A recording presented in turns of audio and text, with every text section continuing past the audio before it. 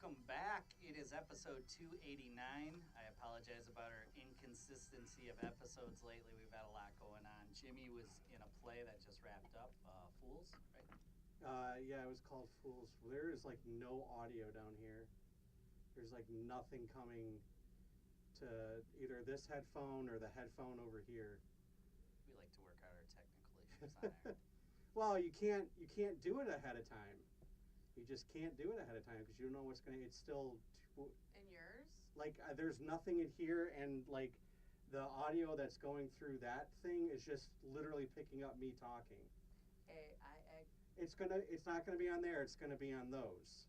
Okay. Yeah, I have no clue, and I'm not gonna mess with anything. All right. That was all technical talk that I don't understand. But yeah, Jimmy was working on Fools. Danielle, Ring Girl Danielle, is celebrating her 25th birthday. Congratulations, happy birthday. Thank you. They all go downhill from there. 25 is innocent still. 26, you know a little bit much. 40, you're know way too much. Life is no longer innocent. Anyways, a lot to talk about, but let's just recap a little bit. Kind of like, I don't know, shit that's going on in the world. Everybody knows I'm a huge baseball fan. So if this show could be about what I wanted, it would be a baseball show, but it can't. So we've already made our bed. This is where we gotta lie. It's a boxing, MMA, wrestling show. So, but tonight's hat, if There you we haven't go. noticed, I wore. They were completely turned off. I wore a different hat every I couldn't have even told you that. show. If you want to follow it on Instagram, every time I change my hat, that's fine. But tonight I go with the pick that I have to win the World Series. Everybody's going Boston, but I'm going to go the Dodgers, LA. And LA's been very, very good to the undercard. Very, very, very good to the undercard. And not only that, I don't know. I love Clayton Kershaw, so I'm going to go to the Dodgers. That series starts tonight. Like I said, Jimmy just wrapped up Fools. Yeah, Neil Simon's Fools. Neil Simon's Fools. The late Neil Simon's Fools. Well, I would assume so. I mean, he would have been very old. He passed away like 3 months ago. Oh. That's why it was kind of a serendipitous thing that we were doing the show, because the show was picked last year to do, but then like a couple of months before the show, we started rehearsing or whatever, he passed away, which was just kind of like, all right, well, now we get to do one of his, I mean, not a lot of people know Fools. Most people know Barefoot in the Park, The Odd Couple, Female Odd Couple, those shows or whatever. But Fools is one of his, is kind of his dedication to his grandparents. And it's actually, the town is called Kulyechnikov. And it's actually based on, not a rumor, but like an old wives' tale or whatever about an actual Russian town in the Ukraine where like men would wear fish on their heads as like hats or like hats upside down. And everybody just acted really dumb. And it's kind of been this folklore. There we go, folklore. And he decided to turn that into the fictional town of Kulyechnikov and kind of give a reason why, and of course there's romance and a lot of stupidity and stuff like that. So because when two young people fall in love, there's going to be stupidity. So Yep, that's when it's all innocent and all that fun stuff. We have a really good show going on. First off, boxing Friday night, Motor City Casino. Carlos Lalinas puts on another night of knockouts at the wonderful Motor City Casino. Soundboard, I don't know if tickets are still available. I know they were going like crazy, but if they are still available, go get them. This will be on out every time. ESPN3 or ESPN Plus, the app. I'm not sure, but it's going to be televised. ESPN 8, the Ocho. The Ocho. And so anyways, that's going to be on ESPN. So if you can't make it, watch it on ESPN. But we will have the two main event combatants on our show. We're going to call Cortez Chambliss here. I was going to say we have. So who's the other one? Because I only Leonardo Tyner. Oh, so you didn't tell me that. He's I tougher, need to know these he's things. tougher to track down. I know, but I and need then to know tracked these him things, down. you know? You know Tyner's not going to miss a chance to be on the show. I know, but now I got to find photos of these guys. So Oh, Tyner? There's tons of No, them. I know, but I have to... You don't understand what I have to do for pre-production. That's why I need to know in advance who we're going to have on the show so I can, set it up. I got you. I got you. All right. Who's the first guy? Cortez Chambliss. Cortez Chambliss. Chambliss. Okay. That one I told you, though. That one you did tell me, but you told me at 4:45 today. Correct. Which did not give me any time to get on my computer and download an image. I write set list the day of how I'm feeling. Yeah, and but you can't. that's what we do. This is a production, Brad. This is not just a you show. This is an everybody show. So everybody needs to be involved. I got you. And then we also have Leonardo Tyner, who is Yeah. facing off against the. We'll get into a lot of it.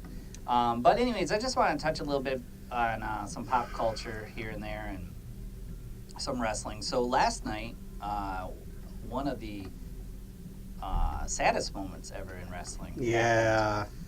In WWE Raw, we actually posted on our Facebook. Roman Reigns, who had a difficulty kind of getting over, which is a term in wrestling with the fans, but he finally got over by beating Brock Lesnar and getting the championship. He announced, well, first off, how he announced it was like very emotional. He announced that, he said, "Hey, I am," and he revealed his real name. And he said that he's been battling leukemia for 11 years, and that it had come back, and that he was going to fight it again, but he had to step away, but he would be back. And then there was like a really emotional moment with the Shield up on the walkway in which the Shield came out. Obviously, he's a member of the Shield. And so it was just a real moment in wrestling. And they broke from, I don't want to call it script because... They broke kayfabe. There you go. The fourth wall. What are... No, kayfabe is the term in professional wrestling where, like, the bad guys are the bad guys and the good guys are the good guys, and they stick to the script, and this guy's feuding with that guy. It's called kayfabe. So when you break kayfabe, it means that you're like, we're not pretending right now. This is real. What you're hearing is actually me speaking to you, not my character speaking to you. And he did it. Sorry, I'm eating too. He did it, okay, and Brad. when he did it, you could tell the whole audience was shocked, and everybody started chanting his name. So it was a really cool moment in WWE Raw history in which the fans were a part of an announcement. It wasn't. It just sucks that it had to be something like that, you know? Oh, yeah. I mean, it's just, fuck cancer. But Fuck cancer. But, he obviously has battled it before. Hopefully he's got to jump on it this time, and he seems like a fighter, and he'll be back. And Oh yeah, I'm sure he'll be back. I mean, well, he'll be back in some capacity. I don't know necessarily if he'll be back as a wrestler, or if he'll maybe come back as just part of the like management team or whatever, depending on how much this takes out of him.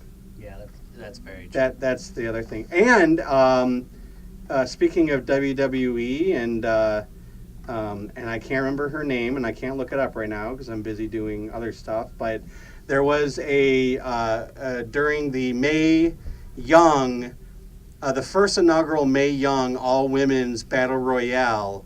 One of the female wrestlers, and I don't remember her name. I'll look it up later, but during one of her moves, she jumped out of the ring and she completely blew out her knee.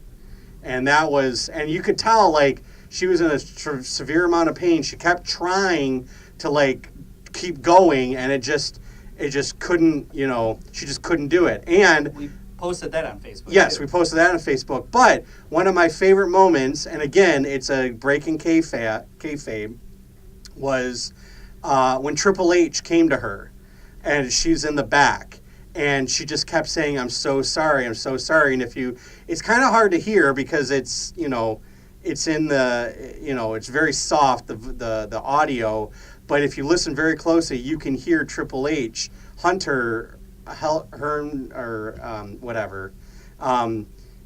He actually says to her, you have absolutely nothing to be sorry about. Don't say you're sorry. But, I mean, it's different, but I know in like performances, if something happens and you can't continue, you feel responsible, even if it's a complete accident, even if it's something that had nothing to do with you, you still feel responsible. You still feel bad because you feel like you're letting everybody else down. So I understand what she was coming from, but at the same time, I thought it was really cool of Triple H to say, stop saying you're sorry. You have nothing to be sorry for. I totally agree. That was an injury that right away where they stop it and they're like, whoa, Well, that was it. She kept trying to go, and the ref's like, do you want to stop? She's like, no, I want to keep going. And the doctor's just like, and then at one point in the time, the ref's like, stop. Let's get the the doctor in here. And the doctor's like, no, you're done. But it does go to show you how the WWE has changed from like the days of like Mick Foley and and The Rock and people like that. Because I mean, think about it this way: how many battles was Mick Foley in where they really should have stopped it at some point in time, but they let him go, and they ended up being epic battles, Almost all of his fights. I mean, almost all of his matches. He was brutal on his body, but, he gave the fans what they wanted, and it took a toll on them. But, those kind of bouts, I don't think would work in this environment of the WWE right now. You know what I'm saying? They would stop it when he got that injured, I totally agree. We're going to go to our first interview, though. We're going to call Cortez here. Once again, Cortez Chambliss. He is fighting Leonardo Tyner. It's happening at Motor City Casino Friday, I think 7 p.m. Weigh-ins are at 4 on Thursday, I just found out. And then we have Leonardo Tyner, who's never... Little Ball of Hate. Little Ball of Hate. Best nickname I've ever given anyone. Little Ball of Hate. He's going to come out firing. How did I choose who goes last? I flipped a coin. Through the power of Skype.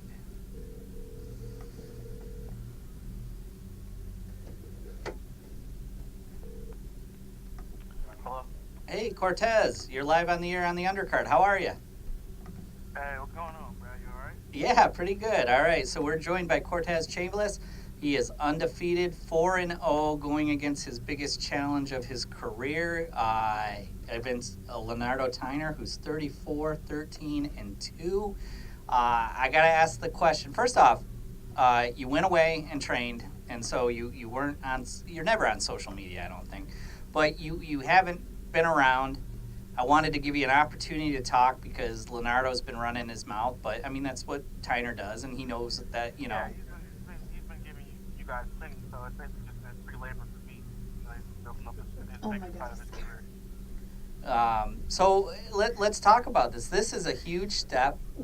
Besides like a Lomachenko, an Oscar De La Hoya, people of that nature with a lot of amateur background, normally a step with somebody that's fought this many fights doesn't happen. First off, tell us how this fight came about. Who suggested it to who approached who, and how this fight start to develop. Well, first of all, the fight came about was because, I was taking a step up for this card anyway. We were looking for a very good opponent, and a couple fights fell through when guys were supposed to sign contracts, when they were supposed to sign the contract, but they didn't. So Carlos, he was on the phone with Leonardo, and he was talking, because they're pretty cool, and he was telling them about, how it was hard finding these fights and things like that. And maybe I don't know if he was asking him if he knew any opponents or anything or not, but out of nowhere he said he'd knock me out. I don't know where that came from or why he would do something like that, but then obviously Carlos being a promoter, a bell went off in his head, and when he talked to Steve, I was right there with Steve the whole time, and when he told us that, and when he sprang the question, I mean, it wasn't even a second guessing or thing before he even had his name out. I said yes. So that's how the fight came about. Now, when you're talking Steve, you're talking your management, Steve. Yeah. And The manager. yep, and you had a plan to go. How far were you away from America? You were, I was in Malaysia. which is like how many miles? I don't even know how many miles that is. That's like, yeah, lots. Like I think it's 5,000 or something like that. Okay. 4,000, something like that. So obviously, Tyner is very popular in Detroit. Was it that you knew he would be around the gyms, or was this something that you and Steve came up with to get your mind clear? What was the thinking of going so far? I mean, you just didn't even go to like Toledo, or you didn't go to like Las Vegas. You went out of the country. What was your theory on that? Well, before I even knew when the October 26th date landed, I already had planned to go out there just as a vacation. You know what I mean? Because my girlfriend went out there, and it was just more of a thing like, I was gonna go and have fun, enjoy myself, start traveling a little bit. And when we got the call, it was already booked. So we set up camp out there, and everything wound up being really good, man. I wound up finding a gym where the IBO Oceania champ was. And it was really good work. And yeah, everything just kind of went hand in hand with each other. Now tell us a little. Really good strength and conditioning coaches, and I have like the whole 9 yards, man. So you're not a social media guy, anyways. We've had you in the studio before.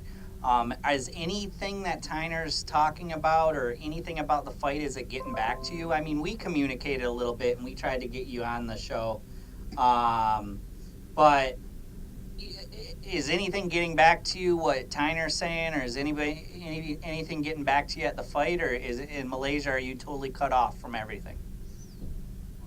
Early on, I know he said like some pretty embarrassing things, that would really kind of put a damper on the fight, but no, I haven't really been paying attention to him. To be honest, I haven't even, me and Steve, we don't even talk about the fight, actually.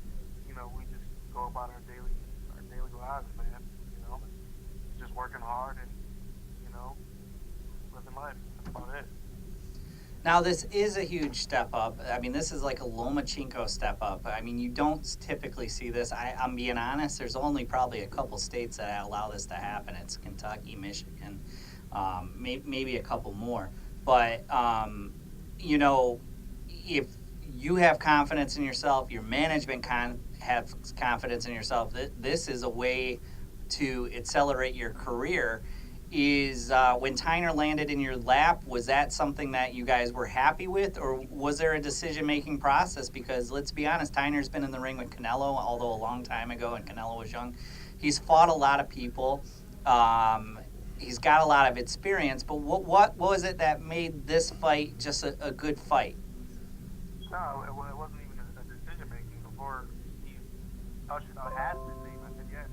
I mean, this is what boxing needs. Boxing is lacking stuff like this. Be the change you want. You know what I mean? Yeah. This is good.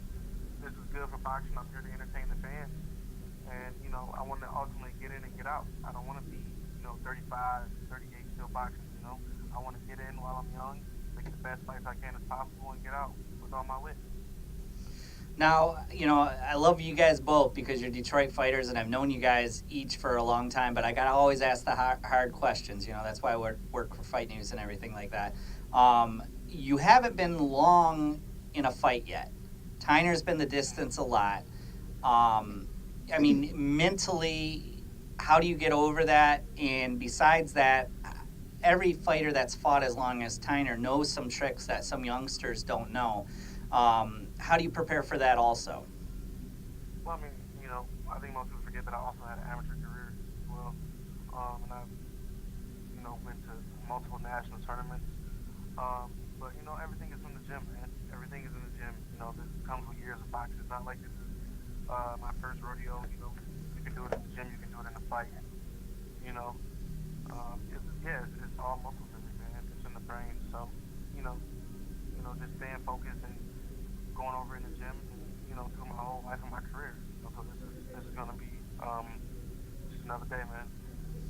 Now, what I find most interesting that doesn't involve the fight at all is that you are a quiet individual. You like to be that way, but it's fight week, and we've all seen Leonardo Tyner during fight week. I don't think he gets in your head, but how do you not get involved with the stuff that's going to be at weigh-ins and all the talking? How do you prepare for that? I mean, I'm not worried about that, man. I'm just standing with a couple of kids, man. So, anything he says, does, or try, it's not gonna, affect me or anything. I think or hurt me. I think it's actually funny, man. I get a kick out of it. I don't know, man. I think he does most of that because it's coming from a place of fear. But, I love it, man. It's more energy for me to feed off of for the fight. Now, is there respect for Tyner? I mean, he has been an ambassador for Detroit, and going into the fight, no matter what he said, is there some respect for Leonardo? Or as a fighter, obviously I respect what he's done, but as a person, there's not too much respect there. He said some really embarrassing things. Some things that some lines you don't really cross.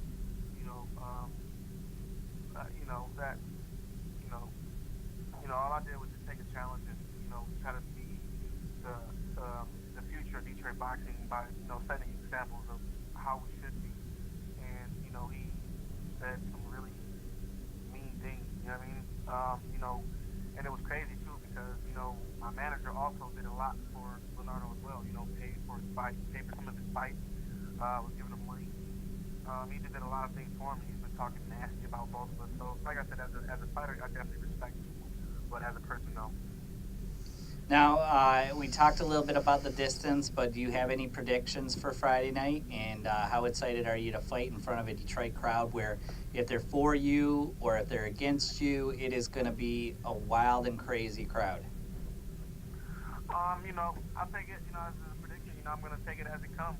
Or better yet, is I'll do what I want. Give it as I want. So, the crowd is just going to be, that's going to be just electrifying energy, man. I always feed off the crowd, and that's always the energy that I get, man, that I love. So, that's going to be great. But, yeah, as far as the prediction, man, going to give it as I give.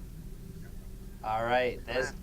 This is Cortez Chambliss. We want to thank you on Fight Week for giving us a little bit of time. We're going to have Tyner on here in a little bit. And no problem, man. I appreciate you for, taking the time out of the day to give me a call and, just see how I'm feeling, man. I appreciate that. Absolutely. And I will say this, and I've given this compliment to Bob Ryder, and I even posted it under, I think, Scotty Buck's page. I give you mad props for taking this fight. There's not many people in Detroit that would take this fight at your point in your career. And like you said, you want to be the change in boxing. I absolutely think what you're doing when you believe in yourself is great. And I'm glad the state did approve it. Surprised, I'll be honest, but it not because of your talent. It's just when you match up how a state's supposed to, I'm a little surprised it got approved. But now that it did, there's no question you have talent. There's no question that Tyner has talent. And I expect that Detroit wins here. Yeah, man. This is what boxing is about, man. Like I said, entertaining the fans and giving great shows, man. This is what boxing should be about, young, hungry fighters that have a good team, that have confidence in themselves, challenge themselves. That's the memo I'm trying to send you. All right, you relax up for the whole fight week, and then we'll see you on Thursday weigh-ins. You take care, Cortez. Thank you, man. I know you said Tyner's going to prepare him, running the show late, man. What'd you say? Said prepare running the show late Oh, because he's a talker. Yeah. Well, you take care, Cortez, and we'll talk to you soon. All right, thank you, man. All right, that's Cortez Chambliss taking on a huge challenge in Leonardo Tyner. Let's call up Tyner right away. Let's just combine it so people can find both interviews. And I expect a different interview here. How about you, Jimmy? You're assuming people listen to our show. Yeah, that's true. Actually, people said we started late. We did start late. Yeah, we did. Like 10 minutes. They're right. Dang it. Yeah, I told you we were going to have to start late. Now that we got a show in front of us, we ain't going to be able to start on time anymore. That's true. Yeah. That's true. Casually late.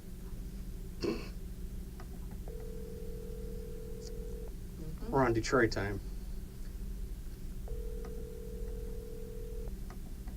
Well, looks like Lanardo's not picking up right away anyways. You have reached the Try him one more time. Gotta let him know we're calling him.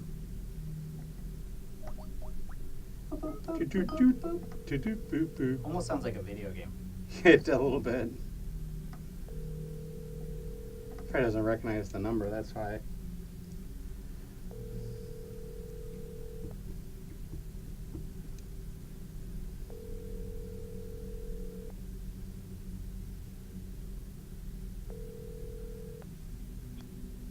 Yeah. Alright, we'll try him in a few seconds. In a few seconds or in a few minutes? A few minutes. All right. All right. What do you want to talk? Oh, it's been announced. I saw it on Facebook. You want to talk about who Harrison is fighting? Yeah, so he's fighting Jamal Charlo. That's December 22nd. I think so. Yeah. Yep. And I don't think the venue's officially announced, but I heard New York. Good fight for Tony Harrison. Good payday. You got to get past these guys. They're in the way, and Tony can definitely outbox them. Mm-hmm. And I'm excited for the fight, December 22nd. And the Charlo brothers are just kind of like one of these things in boxing right now, where these are. They're big names, and it's going to get a lot of attention, and it's going to be great, and I'm very excited about that. All right, we should be able to try him now. He knows we're calling. Excuse me. Jimmy, You're the one that bought me beer. because I couldn't make your play. I felt guilty. I want I to tell know. Tyner I'm eating steak, by the way, as he cuts weight.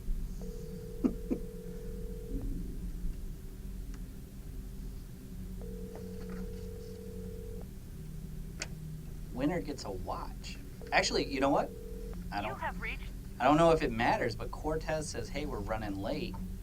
You should call Tyner, and we're calling on time, and he's not quite there. You want to do, this is 289? Yeah. Yes, I So wanna do- 289. Yep. So let's do, while we're waiting on Tyner, we've done almost every show. There's only been a few gaps because I wasn't here for shows and various other things. But we're all children, well, most of us.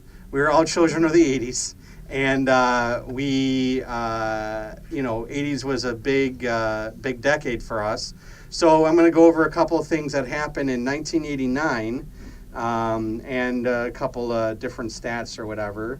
So I'm going to ask you, just because I want to see what, there are a couple of questions, all right? So in 1989, how much do you think the average cost of a new house was?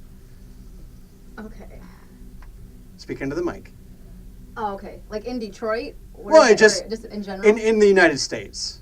Well, I think they were pretty expensive still because that wasn't that long ago. Okay. So maybe like a $200,000 house would be like $75,000 back then, maybe. Or Okay. something. $120,000. Oh, okay. Yeah. So hold on. This mic stand is. Here we go. Whoa. Hold on here. Having some technical difficulties. I blame Dave. He was in here last. We need roadies. We do. Okay. Oh, that's 'cause. Right now I'm cutting my own steak. It's Oh, shit. Man. Hold on. Everything is just falling apart. It was just a phone flying. Hold on. Well, you were a little off on the home prices. Okay, there we go. All right, so $120,000. How much do you think the average income was per year? What the average person made per year? Okay. So I know, like minimum wage was like $5 back then, right? Or like something like that. So maybe a person that makes like 50,000 back, like right now, would have made like maybe like 30,000 back then. It's $27,450. Okay, I'm getting them warm. Yeah, that's feeling that's not too confident bad. this time. How much do you think a gallon of gas was? Okay, like 50 cents. These are real tricky now. 97 cents. 97. Yeah, cents. that's what I meant. Yeah, 97 cents Yeah. per gallon. All right. So here are some events that occurred. In 1989, the USSR finally pulls out of Afghanistan, and then however many decades later, we're still there. In Denmark, the registered partnership law is passed in Denmark, which grants same-sex couples many of the same rights and responsibilities of marriage. In South Africa, the new prime minister starts to dismantle apartheid. The Galileo spacecraft is launched by NASA on October 18th. Do you know what the Galileo spacecraft did? No. Okay, it's fine. I'm just curious if you did, if you learned it in school or whatever. I don't think so. So basically, the Galileo spacecraft was launched to study Jupiter. So it was launched on October 18th, and then it basically took a bunch of pictures of Earth and Mars and the Moon on its way to Jupiter. Then spent 2 years going around Jupiter, took a bunch of different pictures. We actually found out that there's a very good chance that there's liquid water under the surface of the moon of Jupiter, Europa, because of that. Let's see. After 30 years, the Cold War between the East and West ends following the Malta Conference, and the Berlin Wall finally comes down. Let's see. This is a big one. See if you remember this, Brad. I distinctly remember this.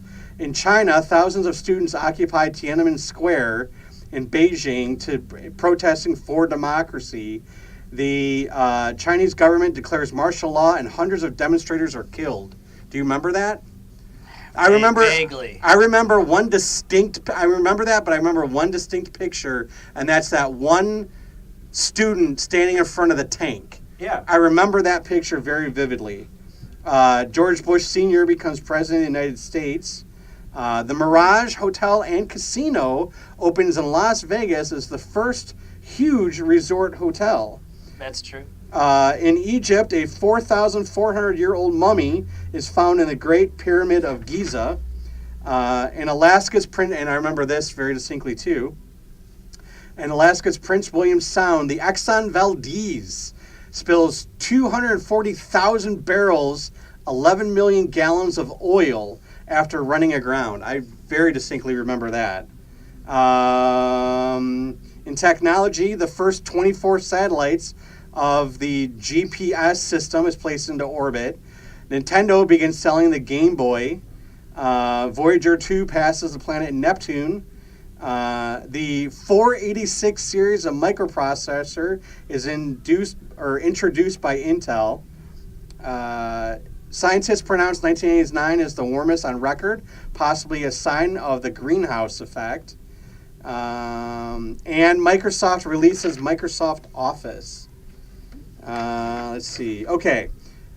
So, have you ever heard of the Sega Genesis? The Sega? Sega Genesis. The video game? Yes, the video Okay. game console. Yeah, I've never played it, but I've heard of it. Okay, you've heard of it. Yeah. Okay. So in 1989, it was brand new, a Sega Genesis. How much do you think it was?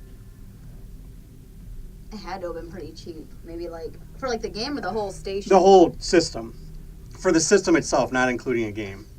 Maybe like $50. No, $299. 189.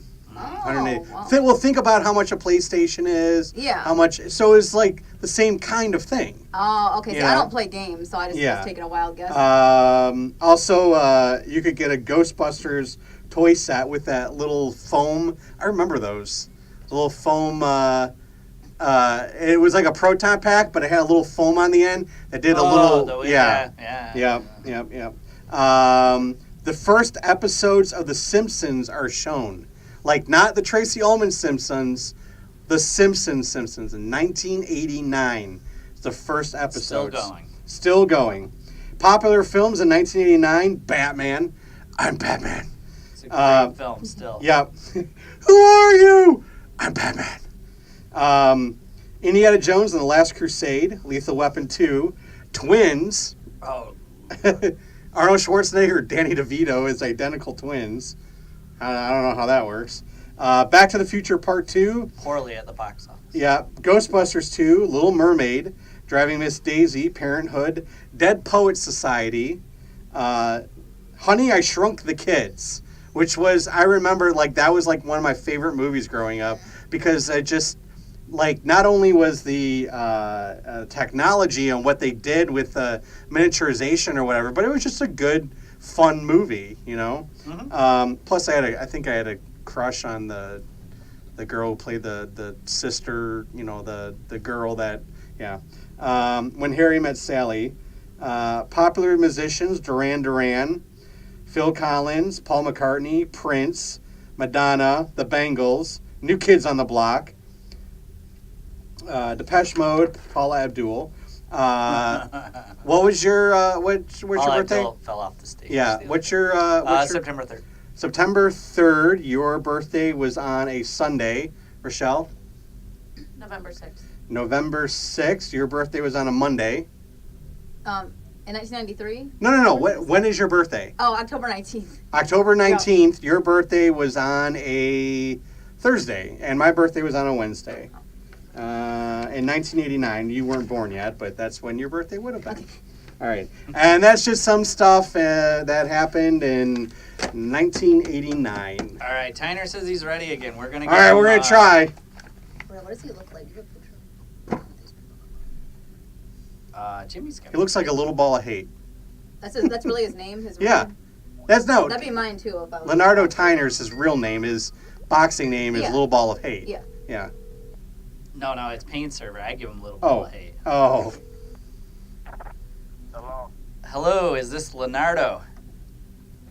This little ball of hate, right? Yeah. Told you. There you go. Told you.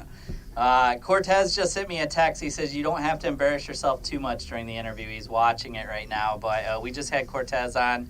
We're joined by Leonardo Tyner, who has a big fight happening, main event at Motor City. A lot of talk has been happening online. You've been running your mouth, but I expect nothing else. And you got Cortez Chambliss, who no doubt has talent. He's fighting you, who has a ton of experience. Tell us, he told us how this fight came about. Tell us, let's see if the stories coincide. That you were contacted by Carlos and they were looking for an opponent for Cortez? No, what I heard was he wanted me, he asked me after, he wanted to get on the show. You know how Carlos, he's going to try to get the best fights he can. So he asked him, if you want to, I'll sign you, or if you fight Leonardo and beat him, I'll sign you. So I guess that was enough for him to take it. So here we go. All right, so you've been fighting at Motor City a little bit more frequent in front of a home crowd. This is obviously a lot of emotion in this fight. You got a lot of experience. What do you see happening on Friday night? Man, I'm gonna hurt this kid, man. They should. I don't even really want to talk no more. You know what I'm saying? I'm just kind of. This is a personal thing to me now. It's real personal because of his manager. It had nothing to do with Cortez really. It's his manager. We were supposed to do business, and he wasn't listening. He thought he knew more than me, but he was trying to get into the boxing business. So we were set up for me to start getting money, money and stuff. He was so messed up. I said no, I couldn't do it. Right before I was going to get paid, I told him no, because he just wouldn't listen at all. Like, you know what I'm saying? You come into a boxing business that I'm a veteran in, and I'm willing to let you learn this game and help manage me. But listen, you got to listen. If you don't know this game, you have to listen, man. he don't want to listen. But this shows you right here what he know about boxing by him matching his fighter up against me like that. So that show you right there how much you know about boxing. Now, I told Cortez, and this is the God-honest truth, there's only a few states that would approve this fight, Michigan being one of them, because Michigan's just a little bit out there, but Kentucky being another one. But most states would deny this just because, not because Cortez doesn't have talent. It's just the records are so different and the experience you bring to it. And not only that, and I brought it up to Cortez, Cortez hasn't been in deep water yet. He's gotten rid of his opponents quick. To me, I'm surprised that Michigan approved it. Do you feel disrespected that Michigan approved this? Because, I mean, you're obviously on their tongues. They know who you are. You know, you're fighting someone that's 4-0 on Friday. Well, I don't feel disrespected from Michigan. I feel disrespected from the Cortez because I always poured for him. I helped him. I pointed him before. We had the same trainer. You know what I'm saying? I give him information. I just helped him. I was pulling for him. You know what I'm saying? I told him I ain't gave him nothing but good advice. You know, everything. It was like I was looking at him like a little brother for sure. So that's why it's personal. You're like, damn, he did that? Like, you actually did that. That's why it's like I kind of want to hear him say something. Like, if really it's too late now, that's like I ain't heard him say nothing. I wanted to really talk to him like, why? You know what I'm saying? And I think his manager, Steve, kind of forced it on him or something. And he think he tough. He a Leo like me, so he a young lion. So he took it. It's kind of, it hurts me a little bit, you know what I'm saying? That he did that when I always looked at him like a young guy coming up that I was pulling for, like, yeah, you'll be good. I need to help you do this. I need you to know this. Right. For him to take the fight like that was real disrespectful. Now, you know I always am honest with you, and that's how I got this position, and we continue on with the honesty. Go ahead. Yeah, but, I mean, we're friends, too, and I'm friends with Cortez. I look at it as Cortez doesn't have much to lose. If he loses to you, he lost to a guy that's been in the ring with Canelo and has a lot of records. I look at it as you have more to lose. Would you agree on that you have to take care of business? Yes, I do. I have a whole lot to lose. And the only reason why I took the fight is because it's like, you came for me, you really think you can beat me.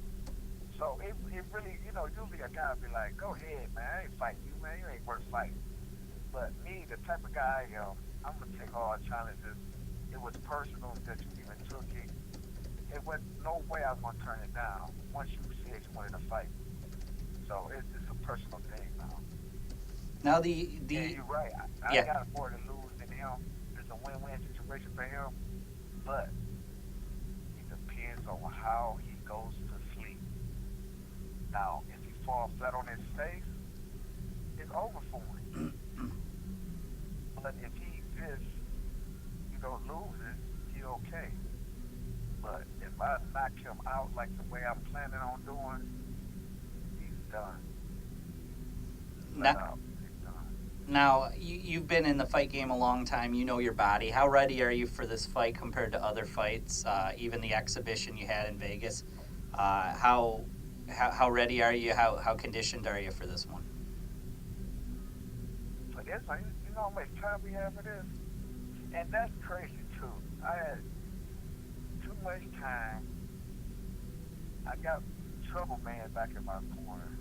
It's just too much added on to him. This kid, man, I don't know why he did that. It's Steve's fault, though. It's Steve's fault. He trying to bunny hop his business in this, you know what I'm saying? He's trying to make his name known quick here. But you're not saying that stuff on me to do it. Don't come through this door, man. You can't come through this door. And especially with me, we all was together. So it's like you're taking a shot at me. I'm trying to get your fighter that just started to beat me and to try to fight. So this is personal, man. It's real personal now. Now, you're well respected around here. Even Cortez says he respects you as a fighter. You would agree with me on this, and I'd like you to make a statement that we can even publish, is that when these Detroit fights happen, it gets heated in the crowd. No one wins if there's a fight in the crowd, no matter who they're pulling for. Do you agree that the crowd needs to relax, enjoy a good fight, let you guys put on your performance, and when we have these Detroit fights, it gets a little heated. The last thing I want to do is see something happen that is negative in Detroit boxing. So root all you guys want, but realize that there is a line and don't cross it so these fights can continue to happen. Do you agree? Man, one thing you know about me, I'm a smiling killer. I do my thing in the ring. I don't try to fight nobody outside the ring. That ain't nobody even thinking about no fighting outside the ring. No, I'm talking about the fans that are there. I'm talking. We ain't got control of them idiots if they drinking or whatever. We ain't got control of them. We just can calm them down on the mic, but we ain't got no control of what the people doing when they drinking on the outside and arguing with each other. We ain't got nothing to do with that. So it's not our fault if that was the case.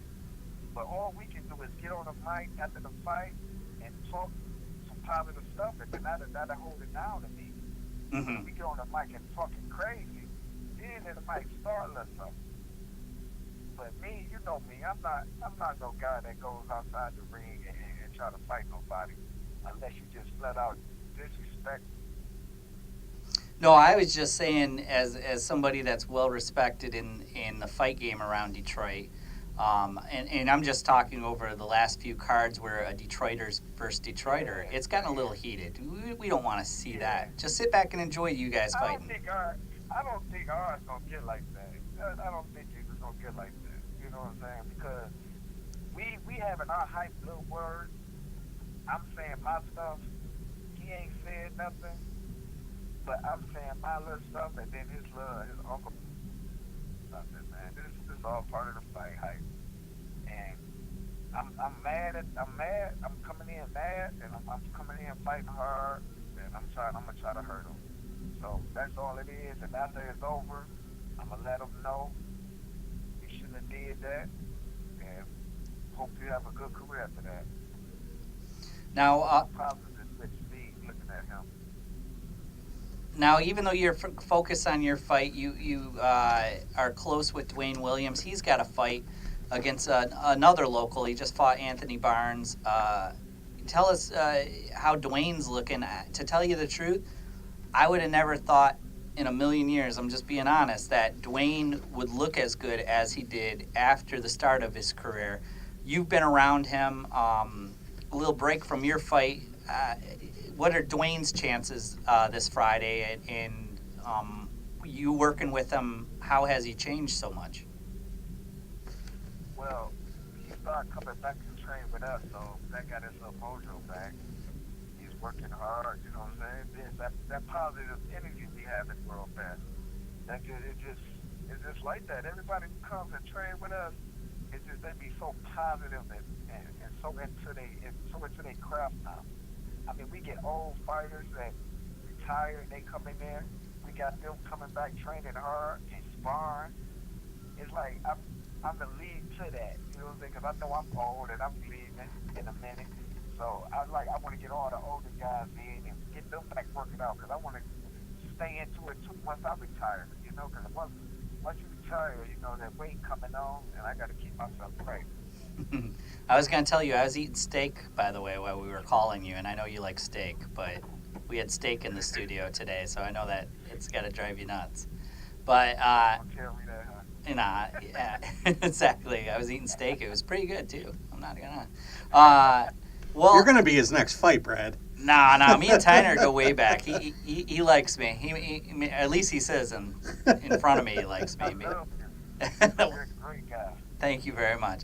Well, I'm excited for this fight. Detroit wins, and like I said, I give Cortez credit. The one thing I can do is that there's a lot of people in this city that duck people, and for him to take on. Let me stop you with that. Okay. Don't give him credit for taking nothing. He had no choice. He staying with that guy Steve, and Steve is forcing him to do this. Don't give him credit for taking a fight like he's tough. No, he was forced. He's living with Steve. That's his daddy, Mr. Drummond. He is not taking this fight just because he wants to and he think he can win like that. The man was forced to take this fight. I know it for sure. The man was forced to take this fight for the money, and Steve going to put him out there. You know how many other fighters they could have chose to fight with that same experience as him? Right. Come on. He was forced to fight me, man. I mean, Don't give him credit for shit. He was forced, and he wouldn't have did this on his own.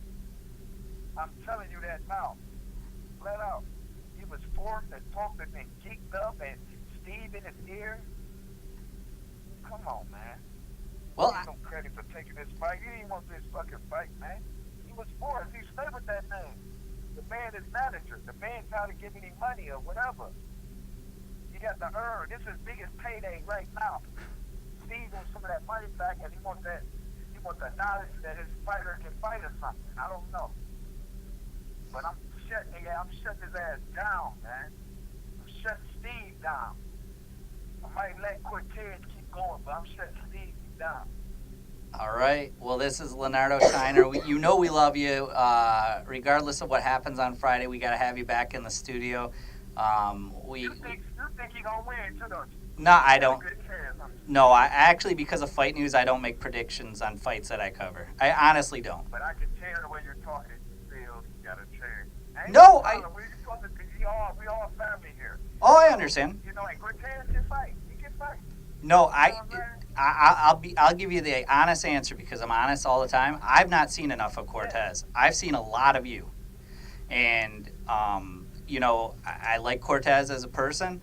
I've not seen enough of Cortez. I've seen a lot of you, and I know that. I tell you what, if Cortez wins, he's gonna have to go to hell and back to win. That I know. If I had seen more of Cortez, just like some of the fighters around Detroit, I could make a more accurate prediction. But I know if he's going to beat you, he's got to go to hell and back. He's got to go longer rounds than he's ever gone. And, you know, I don't make predictions because I'm writing for Fight News. You know that. I've been writing for Fight News for a long time. I hope both you guys come out of the fight safe. I don't want anyone to get injured. I know you're in there to you know, hurt them, but at the same time, I hope both you guys come out and Detroit wins. But when you gotta tell me who, but it was a lot of Detroit fighters thinking he got a good chance. I don't know. You know, I saw what you posted on social media that you thought some people were saying it, and you know what? You have every right to believe that if they don't answer you. With me, with being media, it's not proper for me to make a prediction on a fight I'm going to write about. Exactly. I mean, I wasn't trying to force you to do it anyway. I was just saying that to see what you say. But it's a lot of, like, your former co-host think he can beat you. My former co-host, Cody? You mean Marv? Marv? Who? Your former Anthony. Anthony Barnes? Yep. I don't know. I mean, if he posted something, you know, I don't remember him ever saying anything on the show. Scotty Bolger put up a poll, who you think gonna win. Uh-huh. I seen it was people vote, and Anthony was with Cortez. Yeah. I mean, you know, it's one of those things where, like I said, the thing being media, I'm neutral. And I think man, I'm trying to remember how many of your fights I've covered. The one thing I do pride myself in is that I am neutral, and that when I do write, I don't call anyone a bum for getting in the ring, because at the same time, you guys are always risking your lives. You know what I'm saying? And but I don't make predictions on fights I cover. But like I said, I will say this, that if he wins, he's going to have gone to hell and back, and I know you're going to give him everything he can handle. At the same time, if Cortez does win, he beat one of the better fighters that Detroit has seen in the last 20 years, and he's probably earned his right in the Detroit Oh, yeah. Hell passageway. Yeah. If he beat me, if he beat me, he deserves everything he got coming. But his next fight, he better still look good. Don't train hard for me and then don't train hard for the next guy, like Hot Boy did. You know what I'm saying? Right, and you know Can't do that. the thing is, you got to keep up the pace too. If he was able to get past you, you can't go back and fight somebody with a losing record. You got to continue to build on that momentum. So, the one thing about, like I said, it's a win-win. That's the honesty there. If he goes 4-1, he went 4-1 against a guy who's trained with Floyd Mayweather, who's been in the ring with Canelo at a very young age in Mexico, who has one of the best body shots we've ever seen, and has not aged as most boxers have. So for him, that's who he loses against, and he gains a lot of experience. If he wins, he just beat somebody with a ton of fights on his record. So it's a win-win. Okay, my thing is, if, I can come in and be at my worst, right? Be at my worst will make him have to go through hell and back. You know what I'm saying? Be at the worst will make him go to hell and back. So me being in shape and he gonna stay in hell. Well, I mean, there's no doubt in the other intangible is that at any given moment, you have the power to end the fight.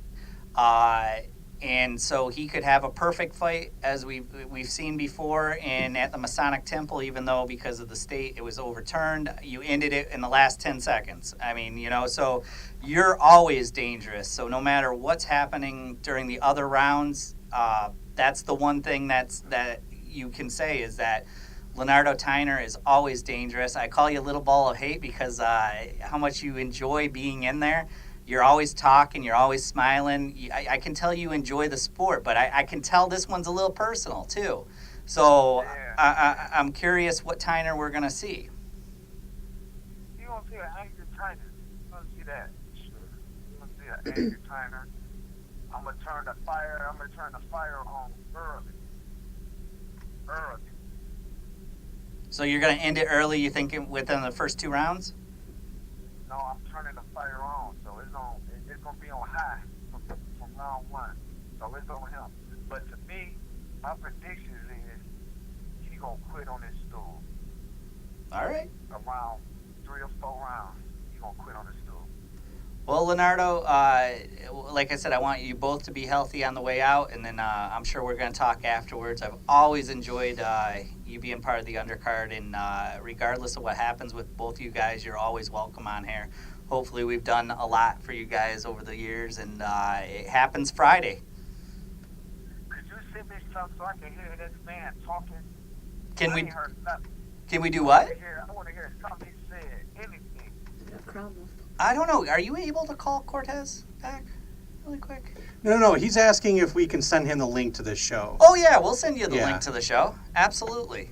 I mean, to tell you the truth, he was mad respectful. And, he respected you as a fighter, he said. But he said that it is personal, some of the stuff that you said. And but was very respectful through the whole conversation, just like you've been respectful. I mean, you feel slighted. He owed me respect, though. He owed me respect. All the stuff that I did for him to me in boxing. He owed me that. Mm-hmm. He owes me that, man. He's wrong for doing this. He's wrong. And he's gonna pay for it. He's wrong for doing this.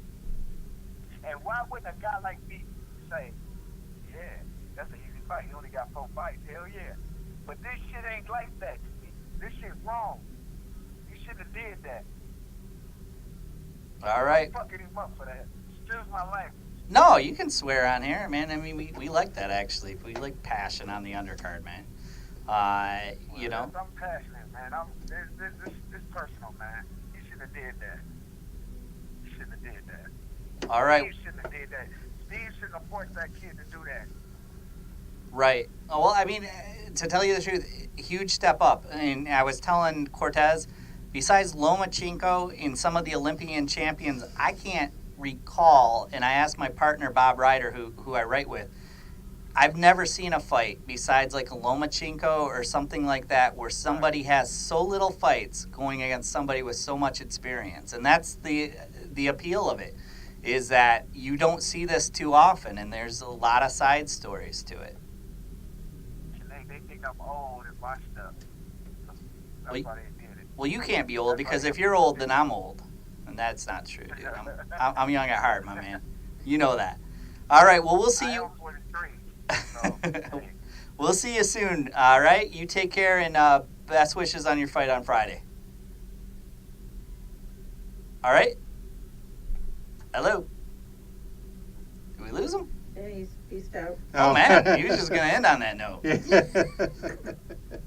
Damn, apparently I'm fighting Tyner afterwards. Yeah, you are. At 11 o'clock. Damn, Fights dude. at 10:30. Yeah. No, we're friends. No, I know. It doesn't matter if you're friends or not. I've seen friends throw down. You know. No, very different interviews. We'll wrap it up here in a minute brief here. You got Cortez, who we've had in studio. You remember Cortez in studio? Vaguely. We were at the Royal Oak studio. Yeah, I would say vaguely. Very yeah. respectful, very quiet. I expected that interview. And then you had Leonardo Tyner, and I expect that kind of interview. Exactly. Yeah. I don't know the backstories. I don't, and I mean the way that it sounds like, I'm actually very curious on whether or not Tyner has, what he says is true, that Cortez's manager forced him into this fight, because I mean that changes the dynamics, like he was saying. You were saying that you have respect for Cortez for not ducking this fight, but Tyner's saying no, he had no choice. Mm-hmm. It's not like he was being tough and like I'm not gonna back out of this fight. No, if it's true, his manager's forcing him into this fight, which completely changes the whole dynamic of whether or not he is tough for taking this fight or not. It even changes the dynamics of if he loses. If he chose to fight and he lost, there's still honor in that. But if he has no choice in this, like, I think he has a choice. That's what I'm saying. I'm wondering how much truth there is to that, because that changes the dynamics. You meet in the middle. Yeah. His manager advised him to take the fight. And so that's what I think Leonardo Tyner's trying to say, is that it's a great opportunity. I mean, it's a great opportunity. There's not a lot of Leonardo Tyners out there. No. All right? No. It's somebody that's been in the ring with a lot of people. How old is Leonardo Tyner? He said he was 43, but That double can't check be box, right. No, he's probably right. No, that's right. Oh, it is right? It's 43? And, I think he's a year older than me. Holy shit. No, he's but I mean, at the end of the day, Cortez has to probably agree to it. Well, but somewhere in the middle. Right. Well, unless what Tyner was saying is that, his manager's like, you will take this fight, or, you're like, I'm providing everything for you. If you don't take this fight, you're done. Yeah, I don't know that. I was just saying. I'm just curious. All speculation. Of course, it's all speculation. Me personally, am curious on how much truth is behind that. You can be curious. I'm covering the fight, unfortunately. I know. So I can't be curious. Then I'm going to be curious for the show. There you go. You go find the answers to that, and I'll cover the fight. I don't know how I will find the answers without getting my face kicked in. No. I'm always curious. Yeah. What people think. I mean, the great thing is that you got a very good, how am I going to say it, potential champion down the road with Cortez. Mm-hmm. But potential is a word I only like to use once. But in this fight, you could use it more than once, because if he loses against Leonardo, who has a ton of experience. Right. It's a win-win. It is a win-win. It is a win-win. Even Tyner admitted it's a win-win. All the pressure's really on Leonardo Tyner, and he admitted it kind of when I brought it up. It's like, I can't lose. You're right. But it's going to be good. We're going to go to our first break. Well, no, let's do What's on Tap. All right, we're going to do What's on Tap, and then we're going to go to our first break. Do we have the audio, or? She's way ahead of you. Oh, I hear it now. Okay. All right, this is What's on Tap, sponsored by Falling Down Beer Company. On October 27th in New York on HBO, we have Sergei Derivian Shenko versus Danielle Jacobs, 12 rounds for the vacant IBF middleweight title. We have Alberto Moshando versus Yuandale Evans, 12 rounds for Moshando's WBA regular junior lightweight title. And we have Heather Hardy versus Shelly Vincent rematch, 10 rounds for the vacant WBO women's featherweight title. At New Orleans on DAZN, we have Ivan Baranchik versus Anthony Yigot, 12 rounds for the vacant IBF junior welterweight title, World Boxing Super Series quarterfinals. October 29th in Manila in the Philippines on ESPN Plus, we have Felix Alvarado versus Randy Petlicorn, 12 rounds for the vacant IBF junior flyweight title. Moving on to MMA, the only thing, I had a printer malfunction. The only one that I can read that I know is there is on October 27th, UFC Fight Night 1, I believe that's 138, Odiziner versus Smith, and that is in New Brunswick, Canada. And that's What's on Tap, sponsored by Falling Down Beer Company. We're going to go to a quick break, and we'll be right back. You're listening to the Undercard.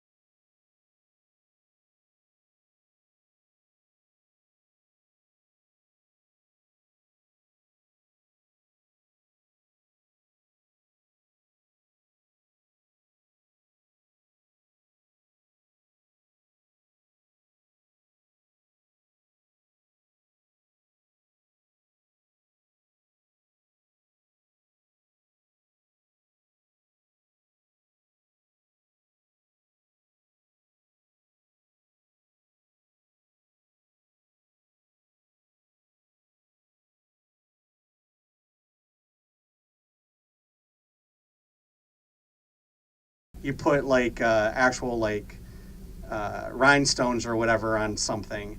It was a bejeweler or a bedazzler. Uh-huh. Yeah. So, sorry. I love Come when on, we come come- back yeah, I up was gonna and say, no one yeah. knows what we're talking about. Well, I was talking with our lovely ring girl here, and I was complimenting her dress, and it's got, it's very sparkly on the top, and I was saying, it's, and I was trying to think of the term because I'm like, it's not bejeweled, it's not bedazzled. Those were things that we had as kids, Correct. but there was something else that allowed you to decorate your clothing, or like if you what was that movie with The Rock, The Game Plan, where his daughter bejewels or bedazzles his game football or whatever. Right. So yeah, so same kind of thing. But there was another thing, and I can't remember what it was, that allowed you to do like those kind of nice patterns like that. Did you have one? I didn't, but my cousins did, and they bejeweled and bedazzled everything, including our clothes when we would go and stay the night, and then we'd come home and there would be like a little flower on the butt, So it was kind of funny. Now, next Tuesday we're broadcasting, and are you familiar with what next Tuesday is? It's Devil's Night. Devil's Night. Yeah. Think about this. What would the odds have been 30 years ago that we would be broadcasting on Cass Corridor before all this was built over here on Devil's Night? Oh my God! 350 to 1. 500 to 1. I'm going to. I need to do a little bit of shopping beforehand. I need to. Let's see. 1, 2, 3. I have 2, so I'm going to get a couple more handguns. No, it's Angels Night now, man. Well, it's only Angels Night in the areas where they patrol. Right. You Well, know. I think we're safe next. We are fine where we are right now. I'm still gonna, I never come But downtown without it, but this block Yeah. 30 years. oh God no. 500. Well, so 20 years ago. 20 years ago, I was gonna say, so We didn't venture off Woodward. right, I was gonna say like 20 some odd years ago, and true story. So, and I don't remember exactly where it was in Cass Corridor, but I was working for the family company called Pache & Sons, and we did fire insurance repair. And there was a building in Cass Corridor that was a halfway house and had caught on fire. One of the recovering addicts had left one of his crack pipes lit, and it caught the room on fire and caught half the building on fire. So we were there basically to gut it and then rebuild the walls and do all that kind of stuff. And we, it was like, I think it was like 3 stories high, and we were on the roof eating lunch, and people were taking pot shots at us. Like, just, you'd hear the crack, and then the ding, crack, ding. Wow. And we knew they were shooting at us, but we were like low behind the wall, so we knew they couldn't hit us. And we just kind of crawled back to the inside and continued to do our work. But yeah, and that was, I don't know, I was 18 at the time, so 22, 20, so I'm 42 now, so was that 24 years ago? Wow. Yeah. I mean, that was only 24 years ago, but yeah. And then there was another guy that would come out and yell at us, and we told him to go F off. He brought out a paint gun and started shooting at us, but that was something completely different. You know what I think of when I think of Detroit Devil's Night? I think of The Crow, the movie, because it's based around Devil's Night in Detroit, even though it wasn't filmed in Detroit. Right, yeah. Well, No, yeah. it does. He No, died. I know, Him and I know. his wife die on Devil's Night. Right. And it's a year later on Devil's Night. Right. I just remember, I mean, when I think of Devil's Night in the city of Detroit, I just think fire. Just lots and lots and lots of fire. Right. I mean, just arson like up the wazoo, I mean, that's what I think of when I think Devil's Night. I think, to me, Devil's Night in Detroit used to be the Purge before the Purge was a thing. Like, in Devil's Night in Detroit, like, you really didn't see cops, you didn't see ambulances. It was kind of like anything goes because they weren't going to go venture out. You could kind of get away with almost anything on Devil's Night because it was too dangerous for them to go out and try to stop it. But then the communities decided to take it upon themselves to stop what was happening, and then because the communities were getting involved and actually trying to do something, the police and the fire said, okay, if you do this, we'll back you up. Like, we're not going to be the only ones out here doing something, but if you want to do something for your neighborhoods, we will back you up. And then that's where the whole movement kind of got started. People patrolling their own neighborhoods, and then the cops and the, you know, the fire and the ambulances or whatever, like, backing them up when something would go down. So, So we're a week away from Halloween, which is one of my favorite holidays. And, I think everybody's favorite Halloween holiday. I mean, why. honestly, I'm not even a candy guy, but anyway. No, it's not. Can't. I love Halloween. I mean, I'm a theater kid, so.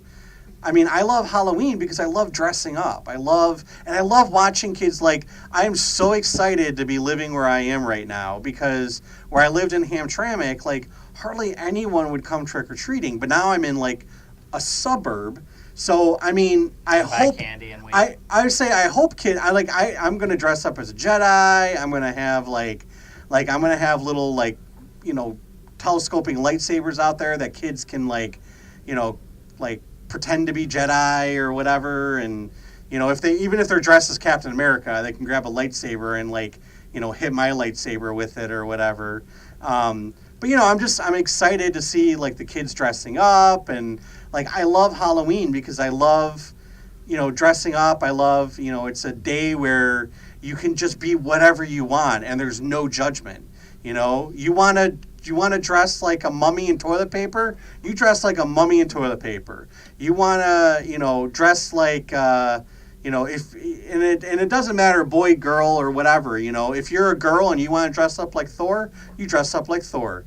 If you're a boy and you want to dress up like a mermaid, you dress up like a mermaid. You know, have at it. You know, it's the night where anybody can be anything that they want and there's no judgment. You know what I'm saying? Yeah. And that's what I love about it. It's Halloween represents what everyday life should be like. You can do whatever you want, you can dress however you want, and there's no judgments. I got you. Yeah, that's why I love Halloween. That, and, you know, I love the occult and ghosts and, you know, mysticism and... Scary movies?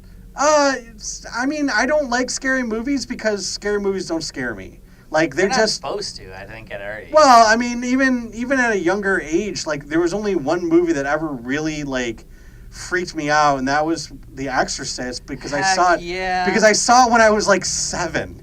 Dude, that still freaks me out. It doesn't. It just all I do watching movies, like scary movies now, okay, let me rephrase that.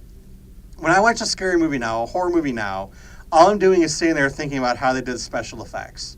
Okay. Like, that's all I do. It's like, okay, so she's probably tied to a wire, and then this is a mask, and they probably have this, you know. I mean, so it's not scary to me. But I will tell you this, in my adult life, there was only one movie that I ever watched that scared me in my adult life. And that was when the Blair Witch Project first came out, and when it was still being touted as actual found footage of these kids being lost in the woods. So I watched it I remember watching it at the Royal Oak Main Theater, and it was the only one where I was actually scared, because I have been lost in the woods before. I mean, I, of course, found my way out, but, like, that fear that you have being lost and then having, like, shit happen to you, and this is, again, supposedly real stuff that was happening, like, that actually scared me. Yeah. Because I'm like, I've been there. You know, beyond that, no, there's no, you know, I find, like, when they did Paranormal Activity or whatever. Those aren't scary, though. Those weren't, well, they did Paranormal Activity, and it was supposed to be found footage, and I was like, the last time they said that is, but it was good. Like, because they were they were trying to tout it as, you know, found footage, and this actually happened. I'm like, okay, if this actually happened, that's pretty freaky.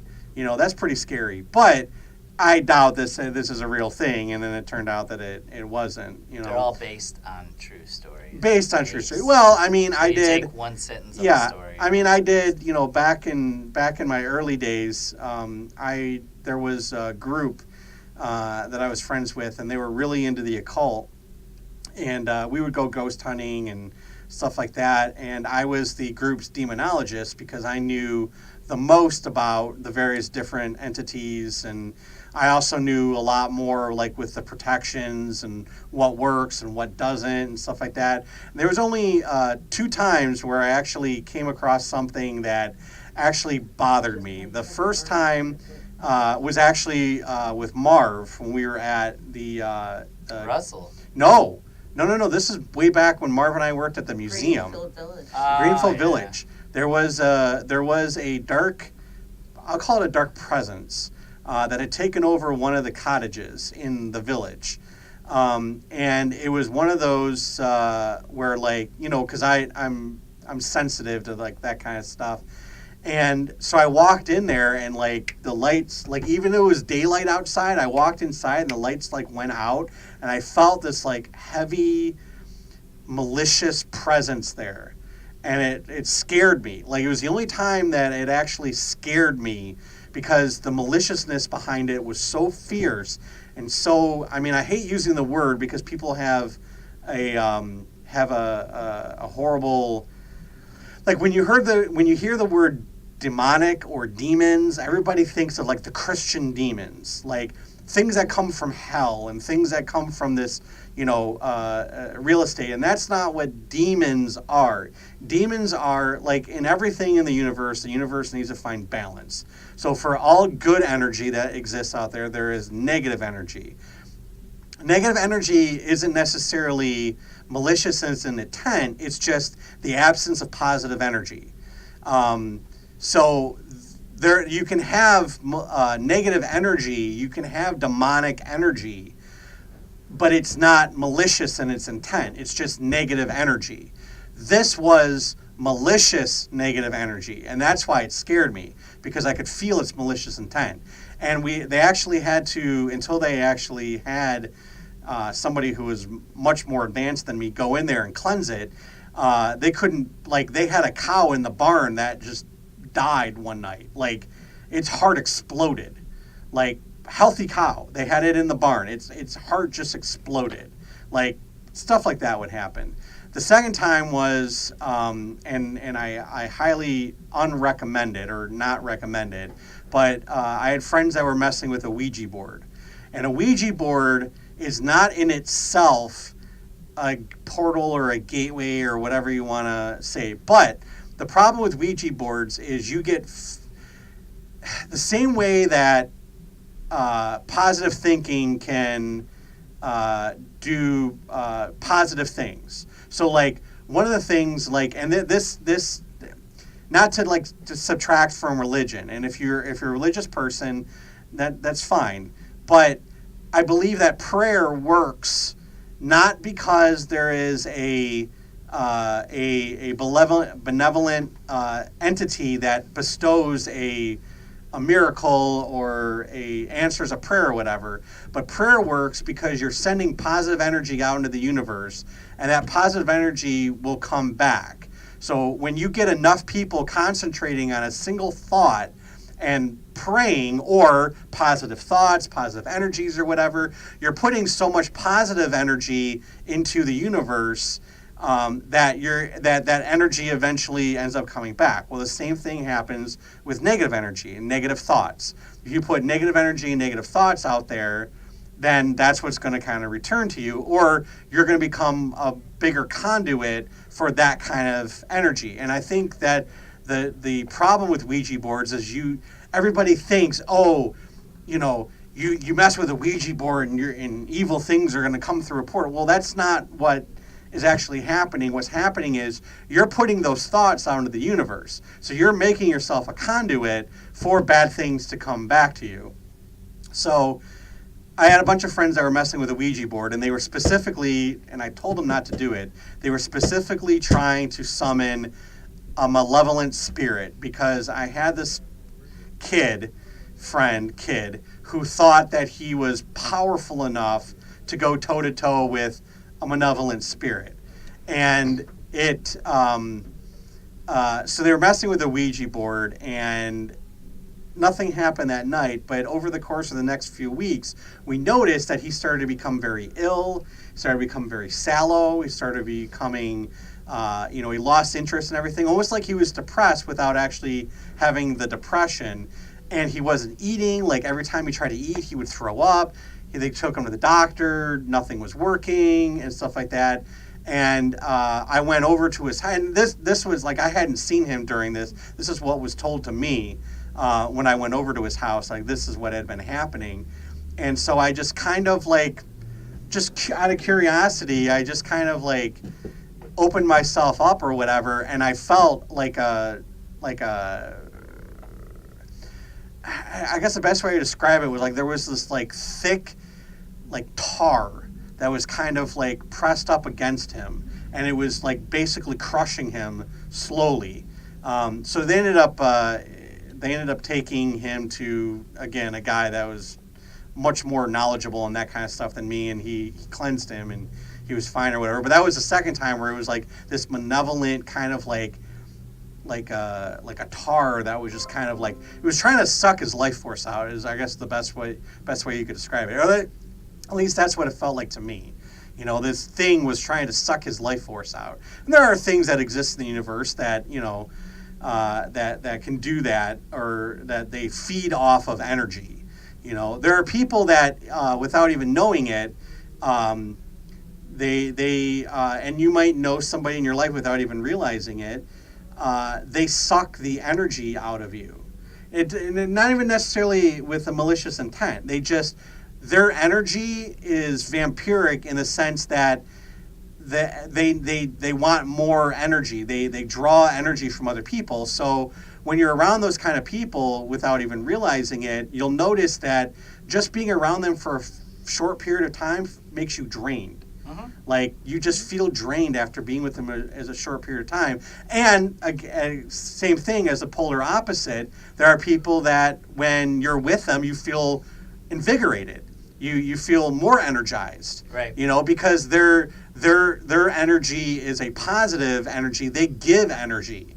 They have a lot of energy and they give you energy. And you can focus on it. You can focus on giving somebody energy. If somebody's having a bad day, giving somebody a hug. Physical contact is a big way of transferring energy. If somebody's having a bad day and they're feeling, really drained or whatever, and you give somebody a hug, you're actually giving them a little bit of your energy. And that's why hugs are so therapeutic, because you're actually giving them some of your energy. And so if their energy is down, if they're a little drained or whatever, it invigorates them. It gives them a little bit of energy. And that's why, hugs are actually one of the most therapeutic things that you can do. Just give somebody a hug, and the more you're connected with somebody, your energies have already interconnected. So giving somebody that a hug is probably one of the greatest things that you can do for somebody else. You're giving them some of your energy and they will almost instantly feel better, because you're giving a part of yourself to them, part of your energy, and you're bolstering them. So that's why, even a lot of psychologists will say, hugs are really, really powerful things. Good stuff.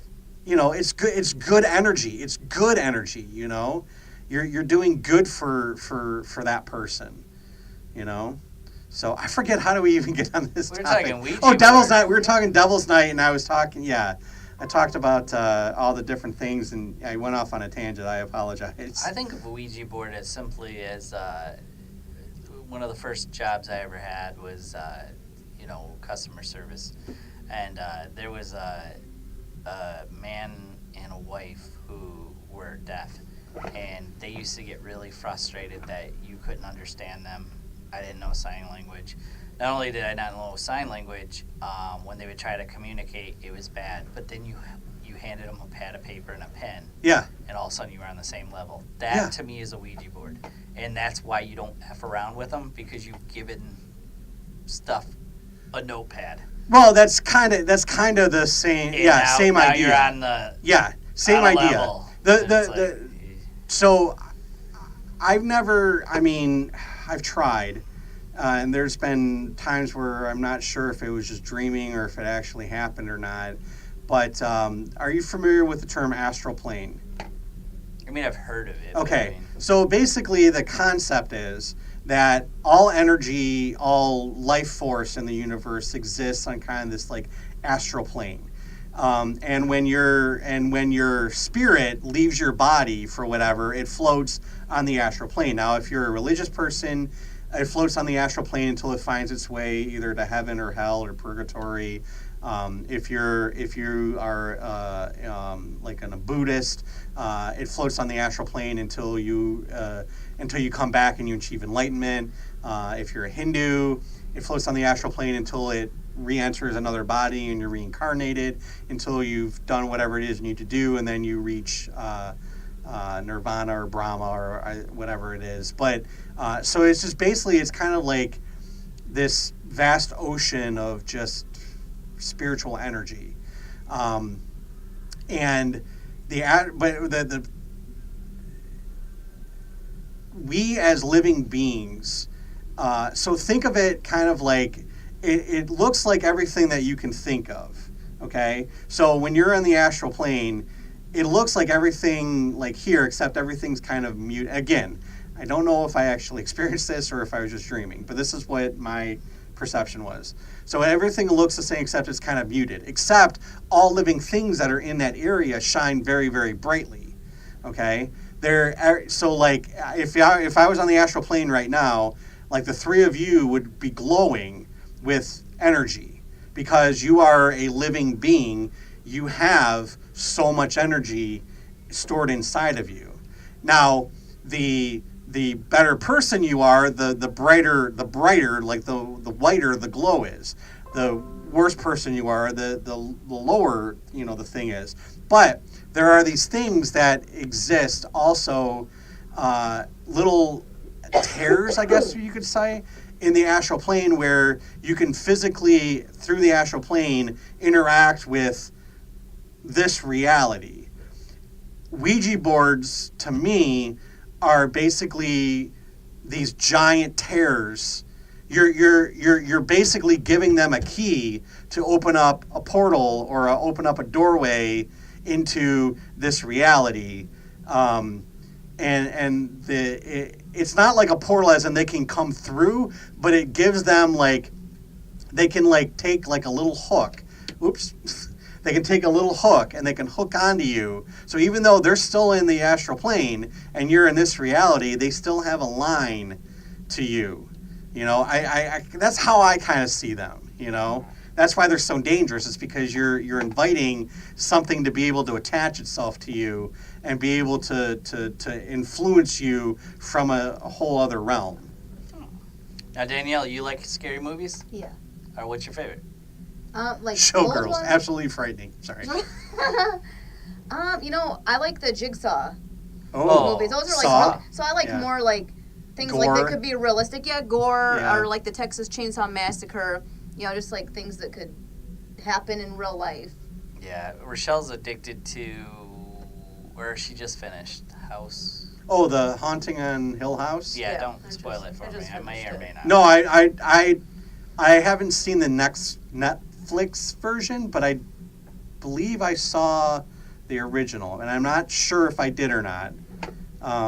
I think I did, There's but been a few. yeah, I was gonna say I think I've seen one of the originals, but I'm not sure if I'm confusing it with something else. It's based on the Shirley Jackson. Right, and that's I never There read is- the books. There is but one that's black and white. There's one that was in the 90s with like Tay Diggs. I think maybe that's the one that I saw. Yeah, there's Yeah. a couple, but it's 10 episodes. Yeah. It's very detailed. It's Yeah. So besides Saw, what's another one you like? There's this one on Netflix actually, and it's pretty new. It's called Terrifier. I've And never seen it's that. really freaky. I've never Like, I heard of couldn't that. sleep after I Have- watched it. Did you watch the Babadook or Babadook or whatever it That's is? pretty decent. Babadook. No. Babadook. Is that new? Is that on Netflix? It was That's on about 3 or 4 Netflix years last ago. year, I know. It's not. Oh. It's It's a newer. It's a foreign film, though. It's not. Isn't Babadook was a foreign film, wasn't it? It was. No, it's not. It doesn't have subtitles. It's No, but I mean. it was made in. England or something. Yeah. Like they have accents and stuff. Yeah. It's been around for 4. That's a good It's one. Australian. I'll have to check that out. Australian. That Australian for It's the Babadook. Australian for horror. It's the Babadook. It's Australian for whore. Have you seen the new Halloween? No, I want to go see that next weekend. Or like this upcoming yes. weekend, basically. After I work Motor City, of course, I'm excited. Oh, nice. Yeah, Motor City should be fun. Yeah. I mean, after hearing those two guys talk, now I'm even more excited about it. So, but we're gonna wrap up episode 289. We're a week away from Halloween. We are out of the 80s now. Yeah. Officially, thank God. And we'll be back another year. We are 10 episodes away from 300. I know. 300. I know. I mean, it's crazy. Like I was talking to, there was a guy that right before you guys walked up, he was waiting on Dave, and he's like, "So how long have you guys been doing this?" And I'm like, "Man, like 5.5 years. almost. It'll be 6 years in April.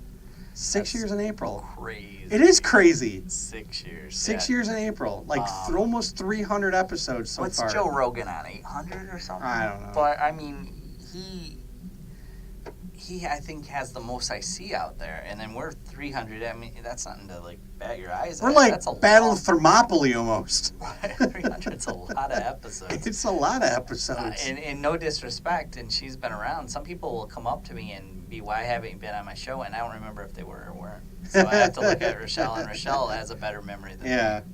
And Heather Hardy fights this Yep, Saturday. she does. Yep. We've had her on the show. You Yes. know, we've had so many people on our show where people will be like, "You should have that person on that show," and I'll be like, "We've had them on the show." I think we've had them on the show, yeah. I think we have had Yeah. them on the show. So, but we're gonna wrap up 289. We want to thank Danielle for coming out. And Happy birthday! happy Thank birthday, you. Danielle. Hey. Awesome. And then we will be back officially on Devil's Night, episode 280. No, 290. 290. Shit, yeah. Out We're of not the starting in the 80s, 80s, yeah, 290. As yeah. we march towards 300. Maybe I'll come up with something for Devil's Night. I think we're going to play a game. Oh, We're gonna play a game. Yeah. Oh, All right. by the way, I didn't even get to comment on this, but I gotta end on this. Michigan beating Michigan State. Yes, they did. If you remember. Wait, not only did Michigan beat Michigan State, but Purdue Beat Ohio. beat Ohio State. That's awesome. I mean, spanked them too. It was a Michigan Christmas. It really was. It doesn't get better. And the than Lions that. won. I And the know. Red Wings won. I know. It was like, what is going on right now? It was a good sports It weekend. was a for good the sports local weekend, area. yes. But if you remember, speaking of how long we've been on, all I wanted for Christmas was Jim Harbaugh as the Michigan coach. Yep. You remember that? That was at the Russell. I do remember that. And at that time, there was really no chance he was going to, and then all of a sudden it happened. But this is exactly what I wanted. And, to quote Britney Spears, you want your What? crazy, you got your crazy. Jim Harbaugh's crazy. I think it's done for State as long as he's around. I think he will outwit them for a long time. But anyways, let's wrap it up, and we will go. See everyone soon.